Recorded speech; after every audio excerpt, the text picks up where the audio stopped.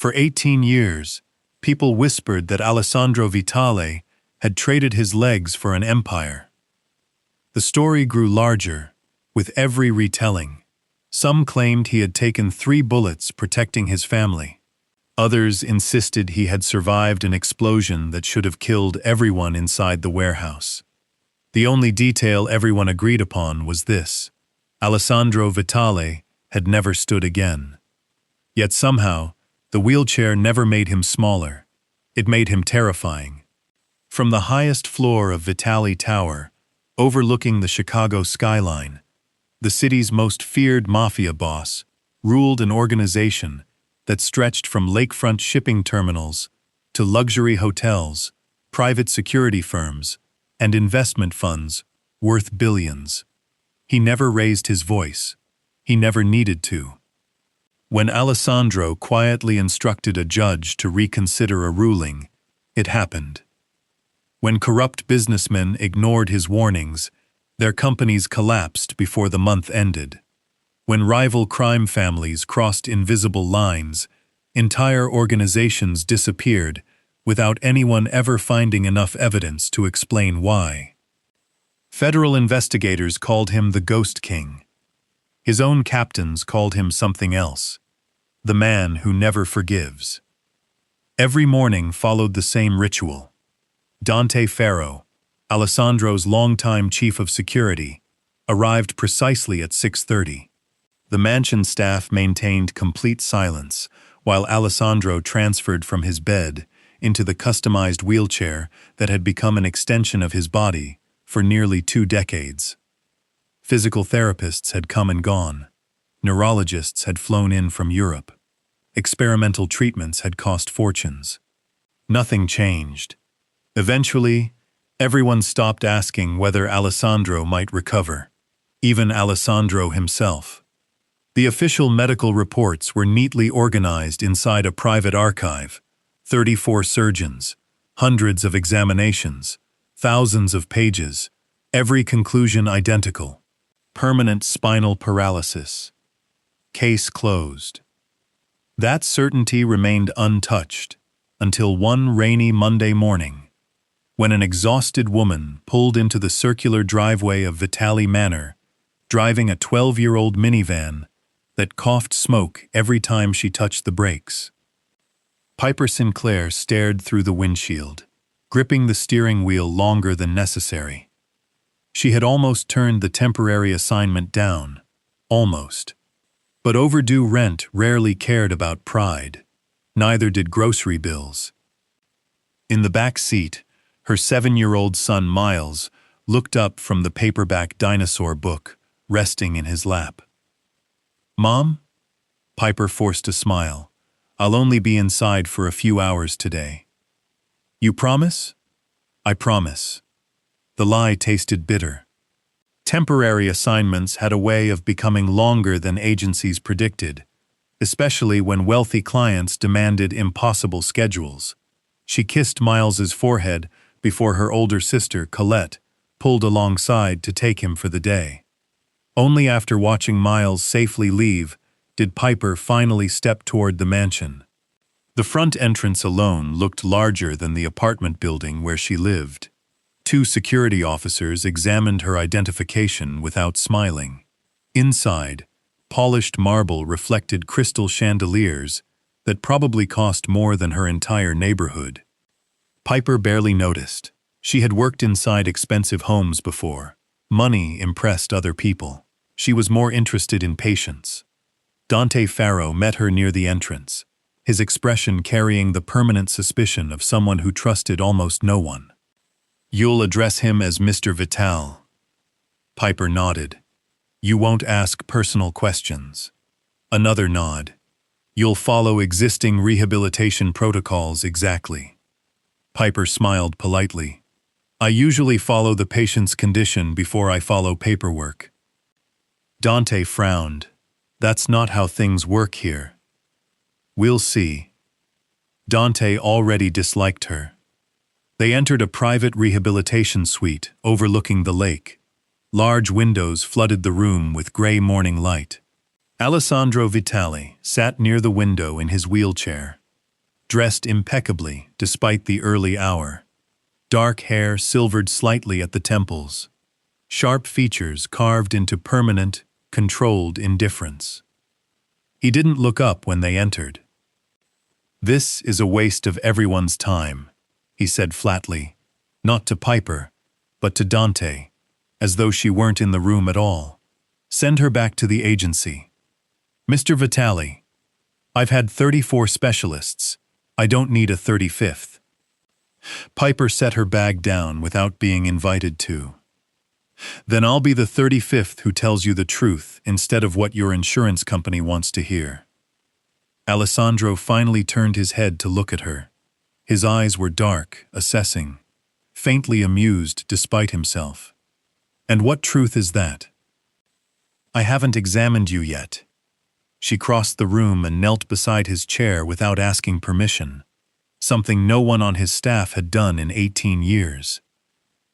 "Give me 20 minutes before you decide I'm useless." Dante's hand twitched toward the small radio on his belt. Alessandro raised 2 fingers, a silent command, and Dante went still.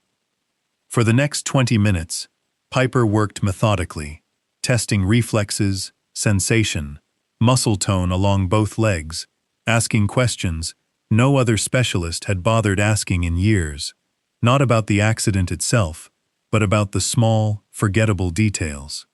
Whether he ever felt phantom warmth in his feet, whether certain medications made his skin prickle, whether the numbness had ever, even once, fluctuated. "It hasn't," Alessandro said, watching her, with a kind of wary curiosity he clearly wasn't used to feeling.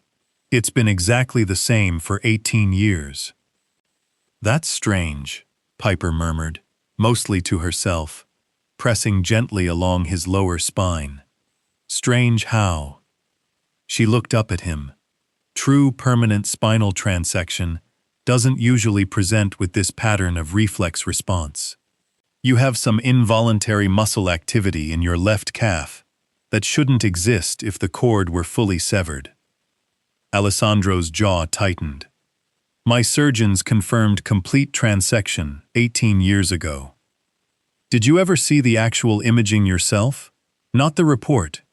"The films." Silence stretched through the room. Dante shifted uncomfortably by the door. "No," Alessandro said finally, something unreadable moving behind his eyes. "I trusted the people I paid to tell me the truth. Maybe it's time somebody looked again." He studied her for a long moment, the practiced arrogance flickering, just slightly, into something closer to attention. "You have 30 days, he said. "If you find nothing, you'll leave quietly, and I never want to hear the word hope in this house again. Deal." Over the following weeks, Piper became a fixture inside Vitale Manor, arriving at 7 every morning, after dropping miles with her sister, leaving late in the evening, exhausted, but unwilling to let go of the small, stubborn thread she'd found on that first day. She requisitioned Alessandro's original medical films from 18 years earlier, a request that took considerable effort, given how thoroughly the paper trail had been buried inside layers of holding companies and non-disclosure agreements. When the original imaging finally arrived, scanned from a dusty archive in a private clinic upstate, Piper spread it across a light table in the rehabilitation suite and felt her stomach drop. The films showed significant spinal cord compression, severe, dangerous, life-altering, but not a complete transection, not the total, irreversible severing that had been recorded in every subsequent medical document for nearly 2 decades. "This isn't what your file says," she told Alessandro that afternoon, hands trembling slightly as she held the film up to the window light. "Your file says complete severance. This shows compression with partial preservation of the cord." Alessandro wheeled closer, studying the films himself, his expression darkening. "Explain the difference to me, in terms I can use. Complete severance means nothing can be done. It's permanent, full stop, forever. Piper's voice steadied with growing certainty. Severe compression with partial preservation means there was a chance, back then, that surgical decompression and aggressive rehabilitation could have restored significant function. Not guaranteed, but possible. Are you telling me I could have walked again 18 years ago? I'm telling you, someone decided you wouldn't. The silence that followed was absolute. Dante, standing near the door as always, had gone completely rigid. Who signed off on my original diagnosis? Alessandro asked, his voice dropping into something dangerously quiet. Piper checked the paperwork. A Dr. Leonard Graves. He's still practicing. Runs a private clinic that receives substantial funding from... She paused, cross-referencing a name on the donor list she'd pulled earlier that week, out of professional curiosity. From a holding company called Coastal Meridian Trust. Dante's face went pale. Say it, Alessandro said, watching him. Coastal Meridian is a shell company, Dante said quietly, controlled by your cousin, Vincent. The name landed in the room like a dropped weight. Vincent Vitale had inherited control of the organization's legitimate business holdings in the years following Alessandro's injury. The hotels, the security firms, the investment funds. While Alessandro, confined to a wheelchair and increasingly withdrawn, had focused only on the darker, more dangerous side of the empire. Everyone had always assumed it was simply the natural division of labor between two capable men. He's been funding the man who diagnosed me, Alessandro said slowly, each word measured and cold. For 18 years. Piper felt the weight of what she'd uncovered settle heavily in her chest. I could be wrong. I need more information before. You're not wrong. Alessandro's dark eyes had gone flat and lethal. The terrifying stillness Dante and every captain in the organization knew to fear. Dante, get Marcus Byrne on a secure line. I want everything Coastal Meridian has ever touched. Over the next 2 weeks, the investigation Piper had accidentally triggered unraveled a conspiracy that stretched back nearly 2 decades. Vincent Vitale had bribed Dr. Graves to falsify the original diagnosis, ensuring his cousin would never walk, never regain full command of the organization, never threaten Vincent's growing control over its legitimate assets. Every subsequent specialist Alessandro had seen over the years had been carefully vetted and selected by Vincent's people, each one presented with a thick file of prior, confirmed diagnoses that discouraged any real investigation into the original injury. It had been, Piper realized with growing horror, an 18-year prison, built entirely out of paperwork and quiet betrayal. He's my cousin, Alessandro said one evening, staring out at the lake, his voice unusually raw. We grew up in the same house. I trusted him with everything. Piper, packing up her equipment for the night, paused. I'm sorry. Don't be sorry. Be right. He turned to look at her. Are you certain? Before I do what needs to be done, I need to be certain. I can't promise you'll walk again, Piper said honestly. 18 years of muscle atrophy and nerve degradation is significant, even with partial cord preservation. But I can promise you the diagnosis that kept you in this chair was a lie.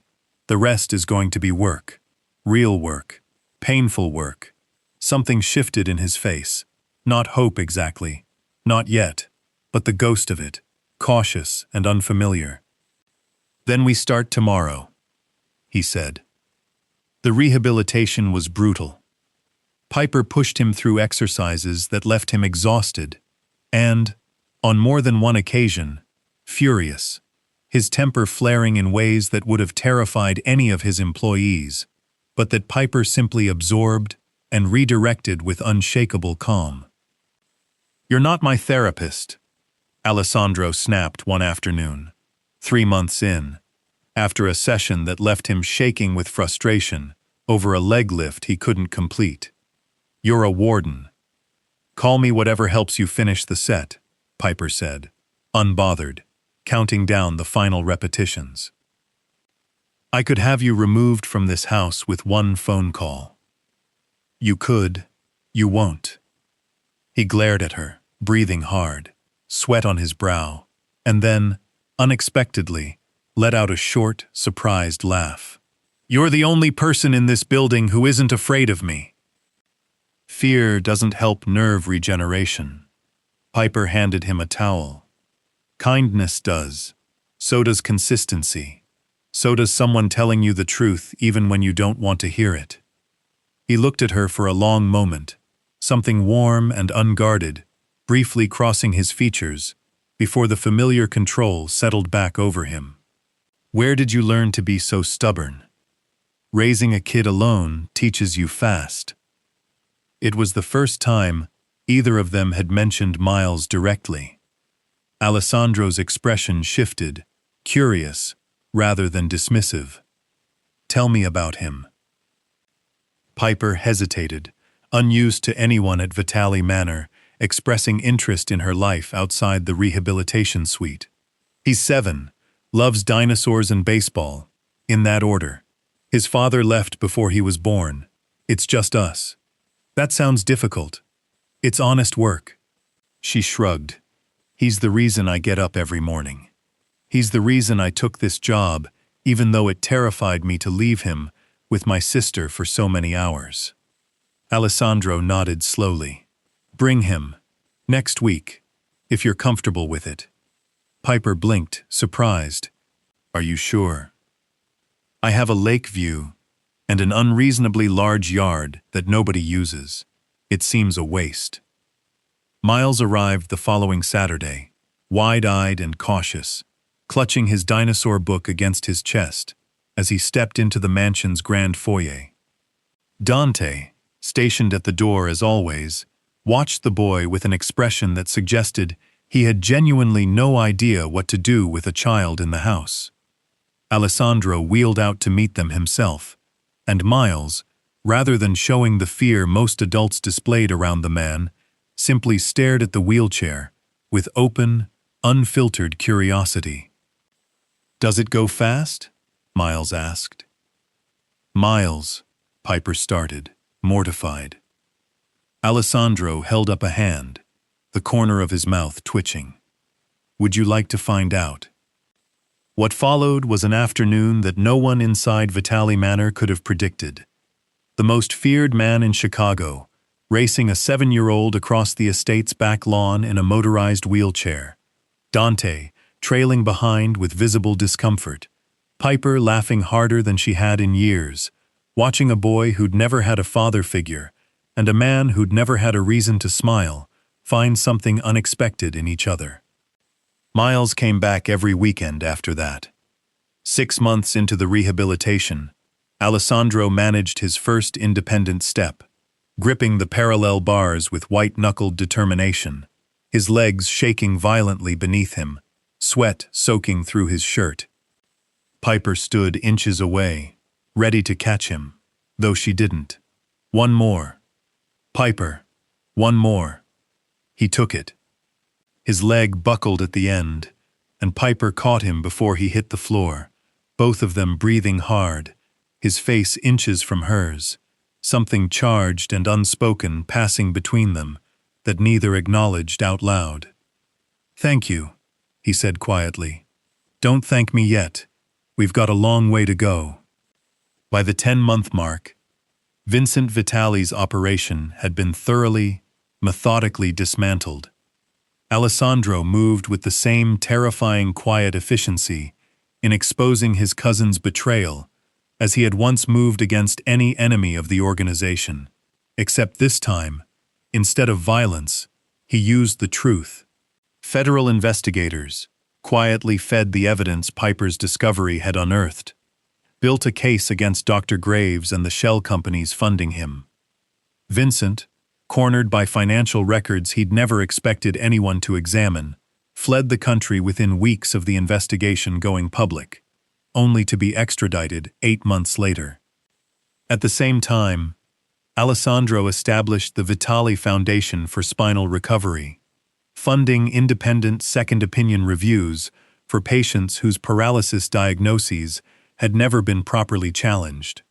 Within its first year, the foundation identified 11 other cases, far smaller in scale, none involving anything as sinister as Alessandro's own, but real people who had simply never been told there might be another path forward. The foundation's first public gala was held in the grand ballroom of Vitale Manor, a room that hadn't hosted an event in nearly 2 decades. Piper stood near the back, uncomfortable, in the elegant dress Alessandro had insisted on providing, watching him prepare to speak at the podium for the first time in his life without the wheelchair. Leaning instead on a single cane, upright, trembling slightly with effort, but standing. For 18 years, Alessandro began, his voice carrying clearly through the silent ballroom, I believed my story had already ended. I was told there was nothing left to fight for. I believed it, because everyone around me believed it too, and because the people I trusted most had every reason to make sure I kept believing it. He paused, finding Piper's eyes across the room. One person refused to accept that ending. She didn't perform a miracle. She simply refused to believe a lie everyone else had accepted. He stepped away from the podium, slowly, carefully, walking without assistance for several more steps before stopping directly beside her. The audience watched in complete silence. Alessandro extended his hand. Piper accepted it. He didn't kneel. He still couldn't. Recovery remained unfinished. Instead, he looked directly into her eyes. When we first met, I thought you came here to help me move. A gentle smile crossed Piper's face. You helped me move much farther than that. You gave my life back. Piper squeezed his hand. No, I reminded you, it was still yours. Miles suddenly stood from his seat. Mom! Everyone turned. The boy looked at Alessandro with complete innocence. Does this mean you're coming to my baseball game next week? The audience laughed. Alessandro smiled. I wouldn't miss it. Miles nodded seriously. Good, because my team needs someone scary in the front row. Even Dante laughed aloud. Months passed. The Vitale Foundation expanded across the state. Thousands of patients received second opinions before accepting life-changing diagnoses. Hospitals introduced mandatory independent reviews for long-term paralysis cases. Medical transparency laws strengthened. Dr. Leonard Graves eventually pleaded guilty to multiple criminal charges involving medical fraud, destruction of evidence, and conspiracy. Vincent Vitale received a lengthy federal sentence for financial crimes, obstruction of justice, and organized corruption. Justice arrived quietly, exactly as Alessandro preferred. Inside Vitale Manor, the atmosphere changed completely. The rehabilitation room became the busiest room in the house, not because Alessandro trained there alone, but because he opened it to others, veterans, accident survivors, teenagers recovering from spinal injuries, children learning to walk again. The empire that once inspired fear now quietly funded hope. One afternoon, Piper finished another therapy session. Alessandro managed 12 unsupported steps before sitting, a personal record. What now? He asked. Piper smiled. We celebrate for exactly 5 minutes. And after that? We practice 13. Alessandro laughed. I should have known. You hired a stubborn therapist. No, Piper corrected him gently. You trusted one. Outside, Miles raced across the estate lawn, chasing a baseball, while Dante pretended he couldn't catch him, their laughter drifting through the open windows. Alessandro watched them for a long moment. 18 years earlier, he had believed his story ended with one gunshot. Instead, It had simply paused. Sometimes the greatest prison is not made from steel. Sometimes it is built from certainty, strengthened by fear, and locked by the people we trust most. The key is rarely a miracle. Sometimes it is simply one courageous person, willing to ask the question everyone else stopped asking. If this story reminded you that hope deserves another chance, let us know in the comments. Have you ever seen someone overcome an obstacle everyone believed was impossible?